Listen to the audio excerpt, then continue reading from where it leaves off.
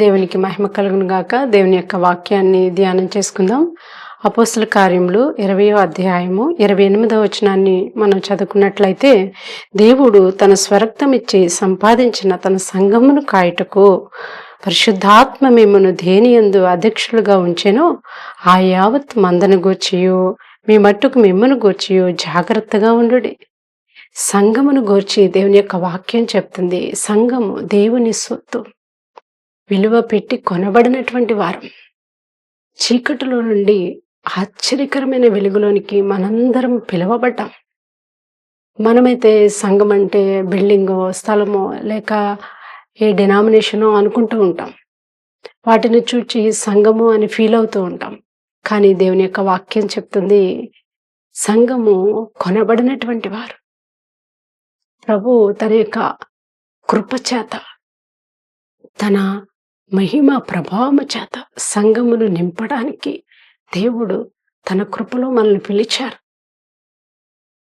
కనుక మనం సంఘమును గురించి ఆలోచించినప్పుడు మునుపు దూరస్తులైనటువంటి మనలను దేవుడు క్రీస్తునందు సమీపస్తులుగా ఉండడానికి ప్రభు మనల్ని పిలిచారు. అంటే దేవునితో సహవాసము చేసేవారిగా దేవుడు మనల్ని పిలిచాడు. ఎఫెసీ పత్రిక 2వ అధ్యాయము 13వ వచనాన్ని మనము చదివినట్లయితే, ఆయనను మునుపు దూరస్తులైనటువంటి మీరు ఇప్పుడు క్రీస్తు యేసునందు క్రీస్తు రక్తము వలన సమీపస్తులై ఉన్నారు. మనము లోకంలో ఉంటూ, లోక సహవాసమును కలిగి ఉంటూ, లోక జ్ఞానముతోనే ఉండిపోతూ ఉన్నటువంటి మనలను దేవుడు తన యొక్క కృపలోనికి పిలుస్తున్నాడు, తన సహవాసములోనికి పిలుస్తున్నాడు. నిజమే, ఆదాము అవ్వలు దేవుని ఆజ్ఞను అతిక్రమించినప్పుడు వారు దేవుని యొద్ద నుండి, సహవాసము నుండి దూరముగా వెళ్ళిపోయారు. కానీ యేసుక్రీస్తు ప్రభువారు తన రక్తమును వెలగా చెల్లించిన తర్వాత మరలా మనందరం కూడా తండ్రితో సహవాసం చేయడం, నీ సృష్టికర్తతో నీవు సహవాసం చేయగలిగినటువంటి కృపలోనికి దేవుడు సంఘమును పిలిచాడు. కృపలోనికి సహవాసము చేయడానికి ఎంత అద్భుతమండి. నిజమే, మునుపు దూరస్తులైనటువంటి మనము క్రీస్తు యేసునందు సమీపస్తులుగా ఉండటానికి ప్రభు తన యొక్క కృప ద్వారా మనలను పిలిచాడు. మనము లూకా సువార్తలో 15వ అధ్యాయము 17వ వచనాన్ని గనుక మనం గమనించినట్లయితే చూడండి, అయితే బుద్ధి వచ్చినప్పుడు వాడు, నా తండ్రి యొద్ద ఎంతో మంది కూలి వంటకు అన్నము సమృద్ధిగా ఉన్నది, నేనైతే ఇక్కడ ఆకలికి చచ్చిపోవచ్చున్నాను. నేను లేచి నా తండ్రి యొద్దకు వెళ్ళి, తండ్రి, నేను పరలోకమునకు విరోధంగా నీ ఎదుట పాపం చేసిన ఇక మీదట నీ కుమారుడనని అనిపించుటకు యోగ్యుడను కాను.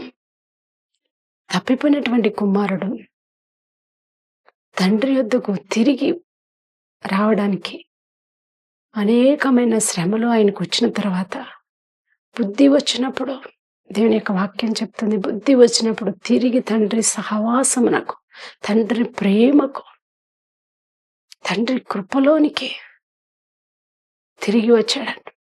ఈరోజు మనందరం కూడా అనేక విషయాల్లో తప్పిపోతూ ఉన్నాం. అయితే తండ్రితో సహవాసము చేయగలిగినటువంటి ఒక విలువైనటువంటి, ఒక అద్భుతమైనటువంటి సంఘటనను ప్రభు ఏర్పరిచారు. కనుకనే మనము సహవాసములోనికి రావాలి. మన స్నేహితులతో సహవాసం చేస్తాం, బంధువులతో సహవాసం చేస్తాం, మన ఇంటిలో కుటుంబంలో ఉంటాం. కానీ దేవుని యొక్క వాక్యం చెప్తుంది, తండ్రితో సహవాసము చేసేవారిగా దేవుడు సంఘమునకు కృపనిచ్చాడు. అటు సహవాసంలోనికి మనందరం తిరిగి రావాలని ప్రభు అయిన దేవుడు మనల్ని పిలుస్తూ ఉన్నాడు. సంఘము ఎంతో ప్రభు తన కృపలో నడిపించాలని, తన యొక్క ప్రేమను అందించాలని ప్రభు అట్టి కృపను మనకు అనుగ్రహిస్తూ ఉన్నాడు. రెండవదిగా, తన అధికారంలోనికి ప్రభు మనల్ని పిలుస్తాడు. తన అధికారంలోనికి. కొలస్సీలకు రాసిన పత్రిక 1వ అధ్యాయము 13వ వచనాన్ని కనుక మనం చదివినట్లయితే, అంధకార సంబంధమైన అధికారంలో నుండి విడుదల చేసి తాను ప్రేమించిన తన కుమారుని యొక్క రాజ్య నివాసులుగా చేసెను. ఆ కుమారుని యందు మనకు విమోచనము అనగా పాప క్షమాపణ కలుగుచున్నది. దేవుడు తన యొక్క అధికారంలోనికి పిలిచాడు. లోకంలో నుండి, అంధకార సంబంధమైనటువంటి అధికారంలో నుండి, అజ్ఞానంలో నుండి, చీకటిలో నుండి ప్రభు మనలను తన యొక్క కృపలోనికి పిలిచాడు. తన అధికారంలోనికి పిలిచాడు. తన మహిమలోనికి దేవుడు మనల్ని పిలిచాడు. అంధకార సంబంధమైన అధికారంలో నుండి విడుదల చేసి తాను ప్రేమించిన తన కుమారుని యొక్క రాజ్య నివాసులుగా మనల్ని చేశాడు. ఎంత అద్భుతమండి! ప్రభు తన యొక్క అధికారమును మనకిస్తున్నాడు. రాజ్య నివాసులుగా చేయడు. మనము యెహోషువ గ్రంథము 10వ అధ్యాయము 12వ వచనంలో మనం చూసినట్లయితే, యెహోవా ఇశ్రాయేలీయుల ఎదుట అమోరీయులను అప్పగించిన దినమున ఇశ్రాయేలు వినుచుండగా యెహోవాకు ప్రార్థన చేశాను. సూర్యుడా నీవు గిబియోనులో నిలువము, చంద్రుడా నీవు అయ్యాలోను లోయలో నిలువము. జనులు తమ శత్రువుల మీద పగ తీర్చుకుని వరకు సూర్యుడు నిలిచిన, చంద్రుడు ఆగెను. ఒక నరుడు చేసినటువంటి ప్రార్థన, అధికారంతో చేసిన ప్రార్థన, దేవుని శక్తి కుమరించబడింది. సూర్యుడు ఆగిపోయాడు, చంద్రుడు నిలిచిపోయాడు. ఆ దినమంతా అద్భుతమైనటువంటి సంఘటన అక్కడ జరిగినట్లు మనం చూస్తున్నాం. యెహోషువ చేసిన ప్రార్థనను దేవుడు అంగీకరించాడు. ఈరోజు మన ప్రార్థనలు జవాబిచ్చే దేవుడుగా ఉన్నాడు. మన ప్రార్థనలకు ఆయన కృపనిచ్చే దేవుడుగా ఉన్నాడు. మనం ప్రార్థిస్తూ ఉన్నప్పుడు, దుఃఖపడుతూ ఉన్నప్పుడు, విచారపడుతూ ఉన్నప్పుడు, ప్రభువుని పిలుస్తూ ఉన్నప్పుడు ప్రభు మనతో మాట్లాడుతూ ఉన్నాడు. తన అధికారము చొప్పున మన ప్రార్థన అంగీకరిస్తూ ఉన్నాడు. అంతేకాకుండా మత్తయి సువార్త 10వ అధ్యాయంలో 7వ వచనంలో చూసినట్లయితే, ప్రభు తన శిష్యులను పిలిచి, పరలోక రాజ్యం సమీపించి ఉన్నది అని ప్రకటించండి, రోగులను స్వస్థపరచండి, చనిపోయిన వారిని లేపండి, కుష్ఠరోగులను శుద్ధులుగా చేయండి, దయ్యములను వెళ్ళగొట్టండి, ఉచితంగా పొందితే ఉచితంగా ఇవ్వండి. దేవుడు తన శిష్యులను పిలిచి, జాలరులైనటువంటి శిష్యులను పిలిచి దేవుడు తన అధికారాన్ని ఇస్తున్నాడు. బలహీనలను బాగు చేయమని, వ్యాధిగ్రస్తులను స్వస్థపరచమని దేవుడు తన అధికారంలోనికి పిలుస్తున్నాడు. సంఘమునకు దేవుడిచ్చినటువంటి అధికారం ఎంత గొప్పదో ఆలోచన చేశారు. కనుక మనము ఈ లోకంలో ఉన్నటువంటి పరిస్థితుల మీదే మన మనస్సు పెట్టుకున్నట్లయితే మనం దేవుడిచ్చినటువంటి అధికారాన్ని పొందుకోలేకపోతున్నాం. విచారంతోనే మన దినాలు గడిచిపోతున్నాయి. కానీ దేవుడు మన కొరకు సిద్ధపరిచినటువంటి ఆ గొప్ప అధికారంలోనికి, కృపలోనికి మనం వెళ్ళలేకపోతున్నాం. కనుక దేవుని యొక్క వాక్యాన్ని మనము స్వతంత్రించుకునే స్థితిలోనికి రావాలని దేవుడు మనల్ని పిలుస్తూ ఉన్నాడు. తన మహిమలోనికి, తన కృపలోనికి సంఘమును నడిపిస్తూ ఉన్నాడు. మూడవదిగా దేవుడు సంఘమును ప్రేమించి 1 కొరింథీయులకు రాసిన పత్రిక 12వ అధ్యాయం 8వ వచనంలో మనం చూసినట్లయితే, ఏలనగా ఒకని ఆత్మ మూలంగా బుద్ధివాక్యమును, మరొకని ఆత్మను అనుసరించి జ్ఞానవాక్యమును, మరొకనికి ఆత్మ వలన విశ్వాసమును, మరొకనికి ఆ ఒక్క ఆత్మల్ని స్వస్థపరచువరమును, మరొకనికి అద్భుత కార్యములు చేయ శక్తియు, మరొకనికి ప్రవచన వరమును, మరొకనికి ఆత్మల వివేచనయు, మరొకనికి నానావిధ భాషలు, మరొకనికి భాషలో అర్థము చెప్పు శక్తియు అనుగ్రహించబడింది. సంఘములోనికి చేర్చబడిన ప్రతి ఒక్కరికి కూడా దేవుడు ఆత్మ ద్వారా విశ్వాసాన్ని, స్వస్థపరిచేటటువంటి వరమును, కృపా వరములను, జ్ఞానవాక్యమును, బుద్ధివాక్యమును, వివేచన వాక్యమును, ప్రవచించే శక్తిని, భాషలకు అర్థము చెప్పే శక్తిని దేవుడు సంఘములో ఉన్నటువంటి ప్రతి వారికి పంచి ఇస్తున్నాడు.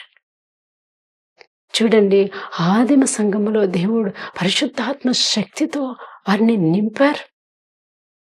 ఈరోజు మనం సంఘమునకు వెళ్ళిన వర్ధిల్లలేకపోతున్నాం, ఆత్మ వరములను పొందుకోలేకపోతున్నాం.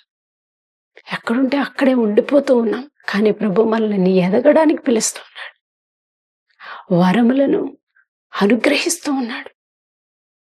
నిజమే కనుక మనము ఈ లోకములో, సంఘములో ఎదుగుటకు ప్రభు మనకి సహకరిస్తూ ఉన్నాడు.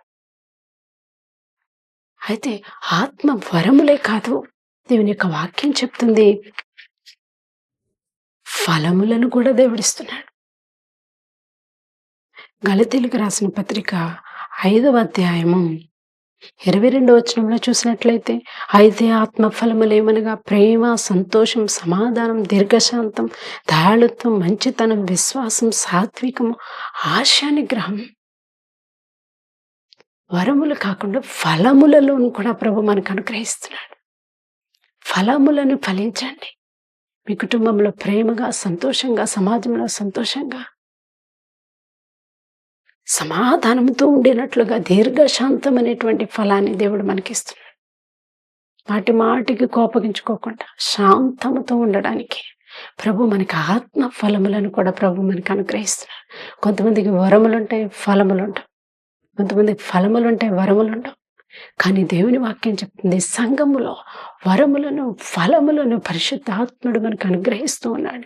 వీటిని మనం స్వతంత్రించుకోవడానికి ప్రభు యొద్దకు వెళ్ళి ప్రభువుతో సహవాసం చేస్తూ సంఘములో నిలిచి ఉండి, నిలకడగా ఉండి దేవుని వాగ్దానాలు స్వతంత్రించుకోవాలని ఎవరైతే ఆశపడతారో వారికి ప్రభు తన యొక్క ఆత్మ కొలది ప్రభు అనుగ్రహిస్తూ ఉన్నాడు.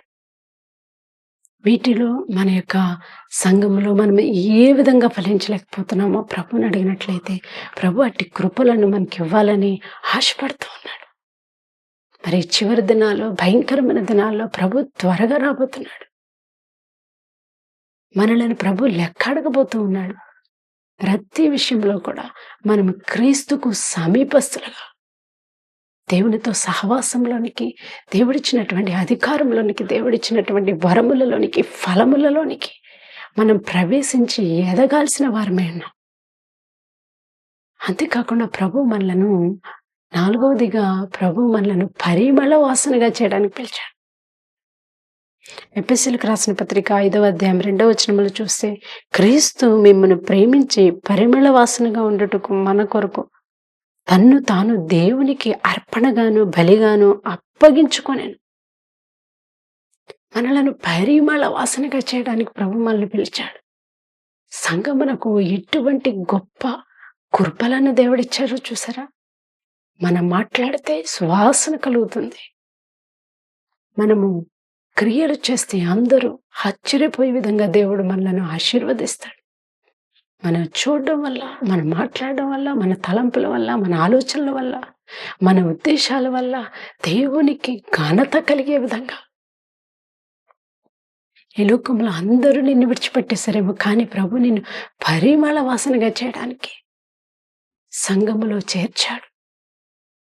అవును, ప్రభు తన్ను తానే అర్పించుకున్నాడు. తన స్వరక్తముతో మనలను కని మనలను కడిగి వేసి, ఇక పాపపు వాసన రాకుండా పరిమళ వాసనగా మన జీవితాన్ని ధన్యము చేయడానికి ప్రభు మనల్ని పిలిచాడు. ప్రభు యొక్క ఉన్నతమైన జ్ఞానములోనికి ప్రవేశించడానికి ప్రభు మనల్ని పిలిచాడు. కనుక ఈరోజు దేవుని వాక్యాన్ని వింటున్నటువంటి మనందరం కూడా ప్రభు కొరకు పరిమళ వాసనగా ఉండడానికి మనందరం కూడా పిలువబడ్డాం. ఆశ్చర్యకరమైన వెలుగులోనికి పిలువబడ్డాం. సంఘమునకు ప్రభు ఇచ్చినటువంటి ప్రాముఖ్యత ఎంత గొప్పది గ్రహించలేకపోతున్నాం. మనకు మనమే తక్కువ అనిగా చేసుకుంటున్నాం. కానీ దేవుడు మనలను తన యొక్క ప్రేమతో అధికులుగా ప్రేమించాడు. సంఘము 2-3 ఉన్న చోట ప్రార్థించగానే ప్రభు తన యొక్క కృప చేత వారి స్వరమును విని, వారి మాటను విని, వారి దుఃఖమును తుడిచివేయడానికి ప్రభు దిగి వస్తూ ఉన్నాడు. కనుక మనము పరిమళ వాసనగా మార్చబడాలని ప్రభు మనల్ని పిలుస్తున్నాడు. అంతేకాకుండా 5వదిగా ప్రభు పరలోక రాజ్యంలోనికి మనల్ని పిలుస్తున్నాడు. ప్రకటన గ్రంథము 20వ అధ్యాయము 5వ వచనాన్ని చూసినట్లయితే, ఆ 1000 సంవత్సరములు గడిచే వరకు కడమ మృతులు బ్రతకలేదు. ఇది ఈ మొదటి పునరుద్ధానం. ఈ మొదటి పునరుద్ధానములో పాలు గలవారు ధన్యులు, పరిశుద్ధులనై ఉందరు.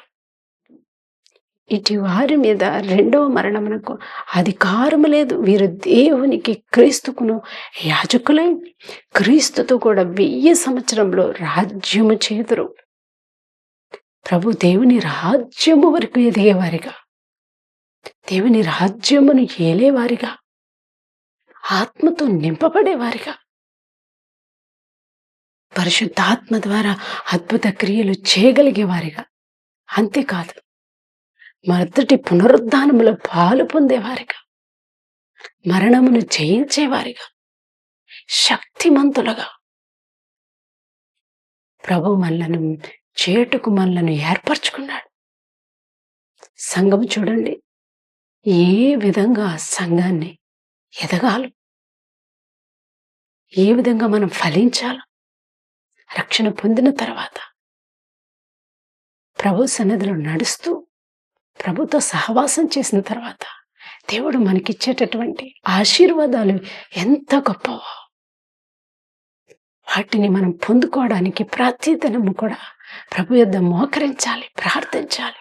ప్రభు యొక్క ఉన్నతత్వంలోనికి, జ్ఞానములోనికి, ప్రేమలోనికి, సహవాసంలోనికి, దేవుని రాజ్యములోనికి ఎదిగేంతగా ప్రభు మనలను ఆశీర్వదిస్తున్నాడు.